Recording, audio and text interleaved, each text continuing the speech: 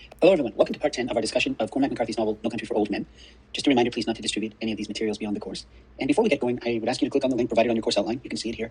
And at Criterion On Demand, please watch an hour and 5 minutes to an hour and 13 minutes. And that will cover in the novel what you're going to see in the film.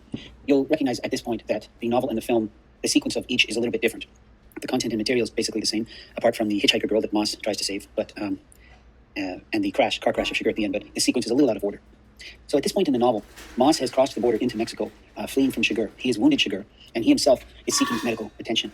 And he recognizes that if he's going to keep the money, there's a good chance that Sugar will catch up with him finally in Mexico. It's beginning to dawn on Moss that he too may be outmatched by the person who's chasing him. So he stashes the money in the grass at the border. You'll notice in the film how both Moss and Sugar know how to take care of themselves. Sugar, for example, is very methodical in the way that he attains the medicines required to ward off infections and heal the wound that he received from Moss.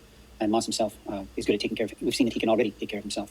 And he's in this hospital room at this point. I just want to move forward in the novel up to page 158, 59, 160. I want to read what Sheriff Bell has to say here. Young people anymore, they seem to have a hard time growing up. Maybe it's just that you don't grow up any faster than what you have to. I had a cousin who was deputized peace officer when he was 18. He was married and had a kid at the time. I was 21 when I went in the army and was one of the oldest in our class at boot camp. 6 months later, I was in France shooting people with a rifle. I didn't even think it was all that peculiar at the time. 4 years later, I was sheriff of this county. I never doubted about what I was supposed to be, neither. People anymore, you talk about right and wrong, they're liable to smile at you. But I never had a lot of doubt about things like that. Loretta told me that she'd heard on the radio about some percentage of the children in this country being raised by their grandparents. I forget what it was. Pretty high, I thought. Parents wouldn't raise them. I wake up sometimes away in the night and I know certain is death. There ain't nothing short of the second coming of Christ that can slow this train. And then Bell goes on to discuss how Loretta helped the prisoners that Bell himself has incarcerated over the years. She's been known to fix some hamburgers and french fries. We had them come back even years later and they'd be married and doing good, bring their wives, bring their kids even. They didn't come back to see me. I seen them introduce their wives to their sweethearts and then just go to bawling. She knew what she was doing. She always did. Now, Loretta is this ongoing presence in the novel. She's a very strong, very insightful person who Bell sort of leans on for support. And in this passage, Bell, I've cut out certain parts of these passages, but really what he's talking about is the effect of altruistic behavior. Altruistic behavior is when a person does good for others without any expectation of reward. And Bell is clearly aware that altruistic behavior makes the world a better place. And he's constantly amazed by the influence that his wife has on these people. She's just a truly good person. And she's one of the few things in the novel, one of the rocks that he relies on that hasn't dissipated or hasn't begun to confuse him as he gets older and more frail. So he really counts on her, and he's kind of confused now that he's run into someone like Sugar. And, there ain't nothing short of the second coming of Christ that can slow this train. Well, the train is Sugar. And, I think Bell refers to him as a living prophet of doom. Many of the critics who study this novel see Sugar as the epitome of evil. Others view him as merely amoral. But everyone agrees that he's an unstoppable force. And he is the antithesis of Loretta. So if you view Bell as the protagonist of this novel, it's almost like he's got an angel on one shoulder and a devil on the other shoulder. And the stark contrast between them is shocking.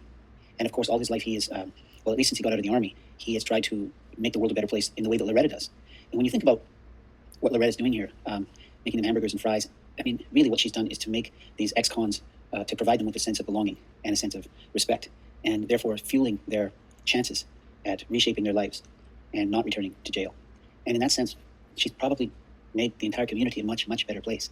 And Bell strives to do that as well. So when he comes up against someone like Sugar, and he recognizes that there's no way to stop Sugar unless he becomes like Sugar, he's stuck in a real quandary here.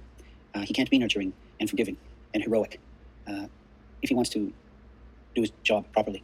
It's a real conundrum for Bell. And if you look at the novel as a commentary on American society in general, it's a frightening conundrum. How do law officers stop the extreme violence and wealth and influence of organized crime? There are a lot of peace officers. I know back in the 80s, there was a massive cleanup around the Texas-Mexico border area. And hundreds of peace officers were arrested down there. It was just utterly corrupt and rotten. All of the peace officers had been continually bribed by the cartels, who have never-ending money.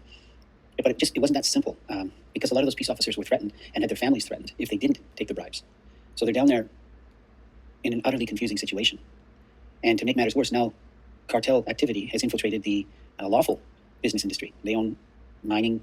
They own all kinds of things. So it's this vast, intricate web. Where do you begin to try and stop it? Because really, what organized crime comes down to in the long run are people like Sugar. So I would encourage you to go back and take a look at the 1 hour and 5 minutes to 1 hour and 13 minutes again and see if you can find anything that we've missed here. Thank you.